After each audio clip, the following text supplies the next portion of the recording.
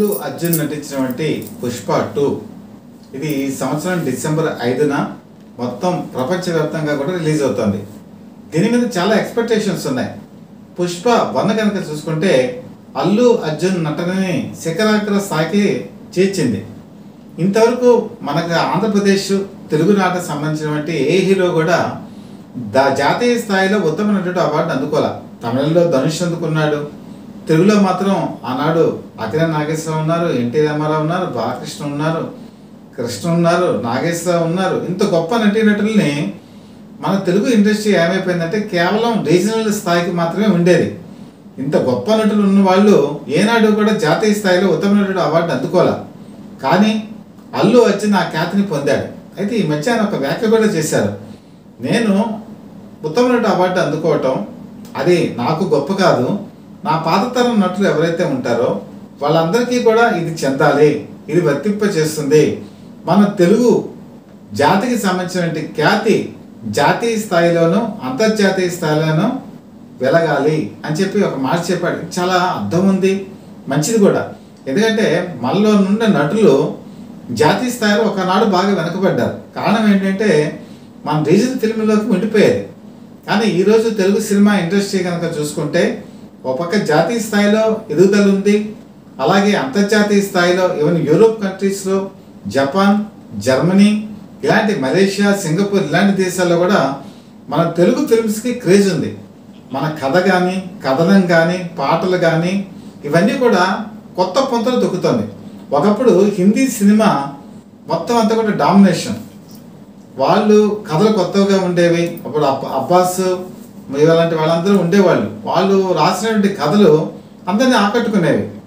వాళ్ళ నుంచి మనం ఏం చేసామంటే రీమేక్ చేసుకునేవాళ్ళం. ఈరోజు మన తెలుగు సినిమా ఇండస్ట్రీ వచ్చేప్పటికి దేశ విదేశాల్లో ఖ్యాతిని ఎగరేస్తుంది. ఎందుకంటే కొత్త దర్శకులు వచ్చారు, కొత్త టెక్నీషియన్స్ వచ్చారు, కొత్త రకమైన కథనం ఉంది.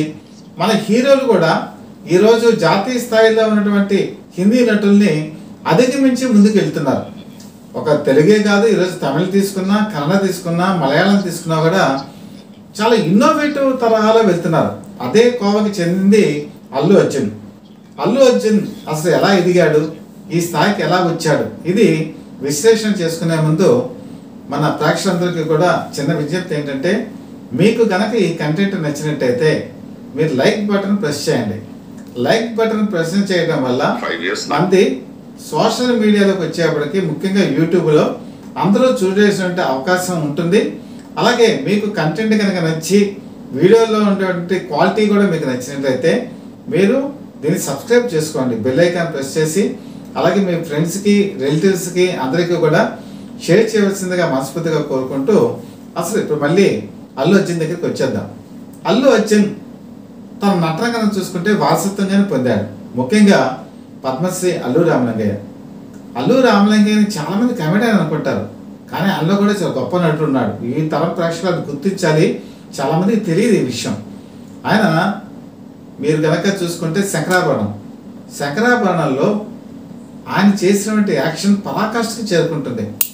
అంటే ఆయన గంభీరత్వం, ఒక అడ్వకేట్గా ఉంటూ శంకర శాస్త్రి పాత్రకి సలహాలు చెప్పేటువంటి క్యారెక్టర్ ఎప్పటికీ కూడా ప్రేక్షకులు మర్చిపోలేరు. అసలైన నటన ఆయన నుంచి రాబట్టుకుంది అది కె విశ్వనాథ్. అలాగే మనుషులంతా ఒకటే అనే సినిమాలో ముత్యాలు వస్తావా, అడిగింది ఇస్తావా అన్న పాట, కేవలం ఆ పాట గురించి చాలామంది టికెట్లు కొనుక్కొని వెళ్ళి సినిమాలు చూశారంటే ఎవరైనా నమ్ముతారా? ఇది కూడా వాస్తవం. ఆ రోజు ఎన్టీ రామారావు అనుభవించే రాజాతో సినిమా ఓపెనింగ్ అవుతుంది. దాదాపు మిడిల్లో ఈ పాట వస్తుంది. ఈ రెండు పాటలు కూడా అద్భుతమైనటువంటి కలెక్షన్స్ రాబట్టింది. అలాగే శుభలేఖలో కూడా చాలా మంచి పాత్ర ఆయనది. అంటే ఆయనలో రకరకాల కోణాలున్న నటుడు ఉన్నారు. సీరియస్నెస్గా ఉంటారు, ఆయన కామెడీ చేస్తారు, గంభీరత్వం ఉంటుంది, అలాగే ఒక పెద్దరికం ఉంటుంది. ఇవన్నీ కూడా సహజంగా అది మనవడైనటువంటి అల్లు అర్జున్కి వచ్చింది. అల్లు అర్జున్ మొట్టమొదటి కన్నా చూసుకుంటే డాడీ మెగాస్టార్ చిరంజీవి నటించిన, సిమ్రాన్ నటించిన సినిమాలో ఒక డ్యాన్స్ బిట్ చేస్తారు. ఈ సినిమాని నేను చూసినప్పుడు అనుకున్నాను, అతను చాలా బాగా చేశాడే, చాలా డ్యాన్స్ మూమెంట్స్ బాగున్నాయి అని చెప్పి నేను అనుకున్నా. ఇతను ఎప్పటికైనా సరే పైకి వస్తారని కూడా నేను ఆ రోజు అనుకున్నాను. కానీ అదే నిజం చేస్తూ మరి గంగోత్రి సినిమా గంగోత్రి ఈ సినిమాలోకి వచ్చేప్పటికి అసలు ఫస్ట్ స్టార్టింగ్ చాలా చిన్న కుర్రాళ్ళలాగా ఉంటాడు అతను. తర్వాత సెకండ్ హాఫ్ నుంచి మెచ్యూరిటీ వస్తుంది. ఈ సినిమాని చూసినటువంటి వాళ్ళు, దీనికి కె రాఘవేంద్రరావు డైరెక్టర్కి 100వ చిత్రం కూడా. చాలామంది సినీ ప్రముఖులు ప్రీమియర్ షో వేసిన తర్వాత అనుమానపడ్డారు, అసలు అల్లు అర్జున్ ఏం బాగుంటుంది ఈ సినిమా అనేటప్పటికి అల్లు అరవింద్ కూడా డౌట్ వచ్చేసింది.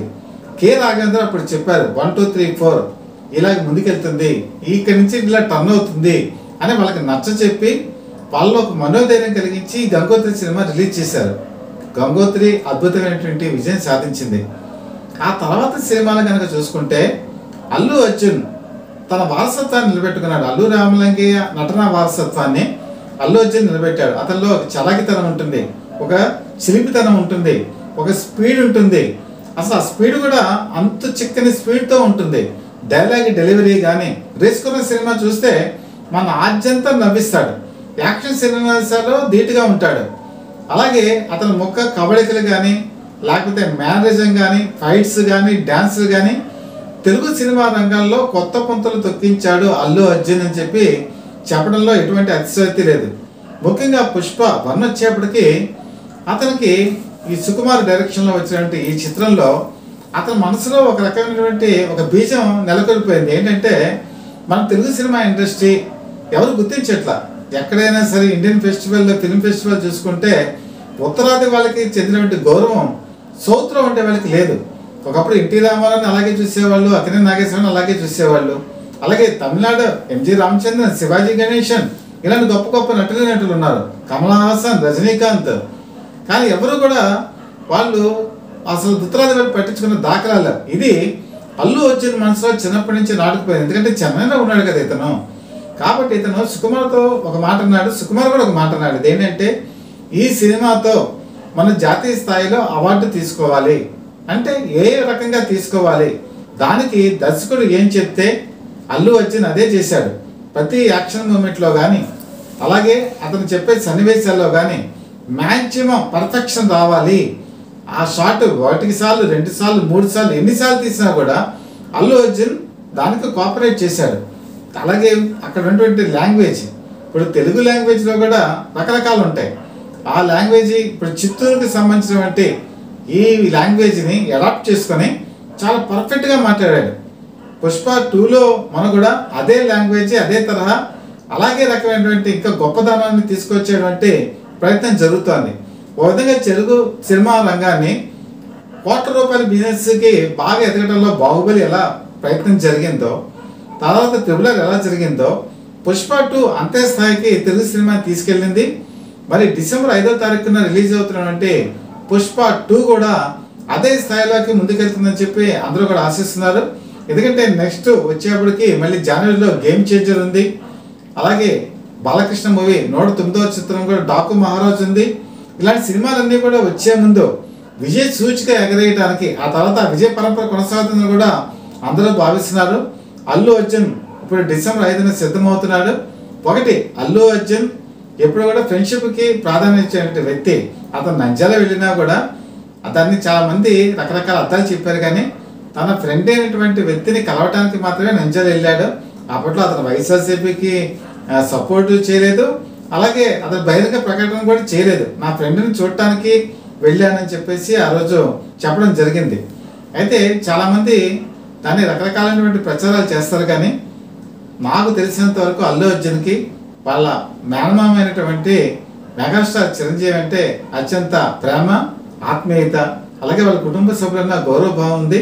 ముఖ్యంగా అల్లు అర్జున్లో ఉన్నటువంటి మనస్తత్వం ఏంటంటే అతను ఎవరైనా సరే బాధపడుతుంటే చూడలేడు, కన్నీళ్ళుంటే చూడలేడు. ముఖ్యంగా అనాథ పిల్లలు కానీ, లేకపోతే డబ్బు లేనటువంటి వాళ్ళు కానీ అతను అనేక గుప్తధనాలు చేసినటువంటి మనస్తత్వం ఉంది. నేను పర్సనల్గా కూడా నేను హైదరాబాద్లో ఉన్నప్పుడు నేను ఈ విషయాలన్నీ కూడా ప్రత్యక్షంగా చూస్తున్నాను. అల్లు అర్జున్ చిన్నవాళ్ళని గౌరవిస్తాడు, పెద్దవాళ్ళని గౌరవిస్తాడు, అలాగే ప్రతి వ్యక్తిలో ఉన్నటువంటి పాజిటివ్ నేచర్ అతను తీసుకుంటాడు. కాబట్టి ఈ పాజిటివ్ నేచరే అల్లు అర్జున్ని మరింత ముందుకు తీసుకెళ్తుంది. ఇంకా అగ్రస్థాయిలో వెళ్తూ మరిన్ని విజయాలు కూడా సాధిస్తారని మనస్ఫూర్తిగా నమ్ముకుంటూ, అలాగే పుష్ప 2 కూడా జాతీయ స్థాయిలోనే కాదు అంతర్జాతీయ స్థాయిలో కూడా మంచి కలెక్షన్ సాధించి తెలుగు సినిమా రంగాన్ని వైభవాన్ని మరొకసారి చాటాలని చెప్పి కోరుకుంటూ మీ దగ్గర నుంచి సెలవు తీసుకుంటున్నాను.